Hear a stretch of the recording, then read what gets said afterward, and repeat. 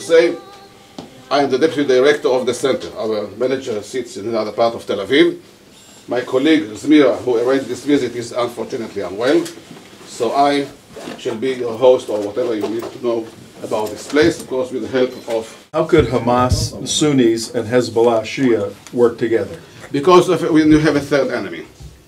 I mean, there is something that's well known in Islam. When you have a third enemy, those who are formally against each other and they still are against each other are coming together against the third enemy.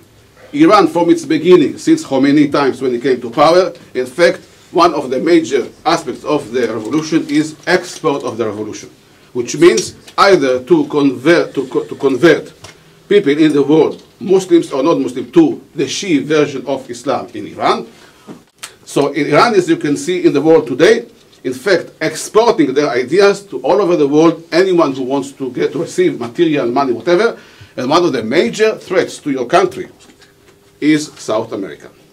You are going, God forbid, tonight, if there is an attack on Iran, there could be an attack on the United States, or an attempted attack from bases in South America.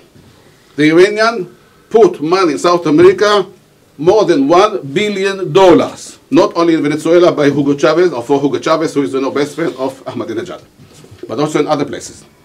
And this you must be aware of, because it's all usually out of sight. Sometimes they put it, for the public to see when it comes to economics, because the idea is, of course, investment. But behind the scenes, also we see it sometimes in the website, you must be fully aware. Now I know that people sometimes coming from Mexico or other places, crossing the border with your country. In the past, it usually was crime. Now we hear about not just crime. Because crime, and in this case radical Islam, especially by Hezbollah, are sometimes combined. Because they are masters of forging money. They are the masters also in Iran of forging your dollars. A very large $100 million updated to maybe 10 years ago. And of course drugs. So in this case, you should be very much aware. This is something, of course. Eye-opener. I think, Mr. Braun, as you stated, counterterrorism and counter-narcotics the two have come together.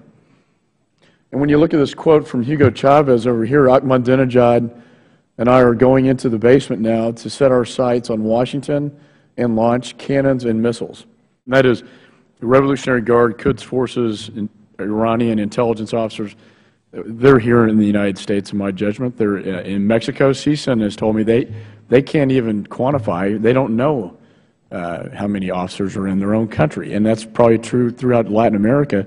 I think expelling these officers would be a very smart idea. I think designating the Revolutionary Guard as a foreign terrorist organization, which we were surprised they hadn't been, would be a helpful tool, I think, from a law enforcement standpoint. Would you agree with that? I would absolutely agree with it. Yeah.